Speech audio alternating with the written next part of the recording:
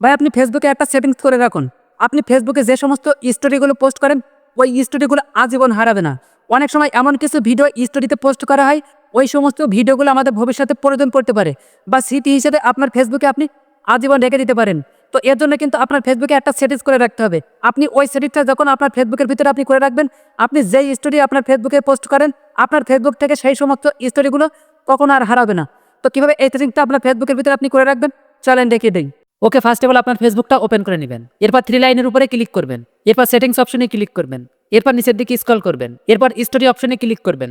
এরপর এখান থেকে আর্কাইভিং ইওর স্টোরি এই অপশনটা ঠিক আমার মতন অন রাখবেন। এরপর থেকে আপনি ফেসবুকে যে স্টোরি পোস্ট করেন, ওই স্টোরি আপনার ফেসবুকের ভিতরে আজীবন সেভ হয়ে থাকবে। ওই স্টোরি কখনো আপনার ফেসবুক থেকে হারাবে না। তো সেই স্টোরিগুলো দেখার জন্য আপনি এখান থেকে একবার ব্যাক আসবেন। এরপর নিচের দিকে স্ক্রল করবেন।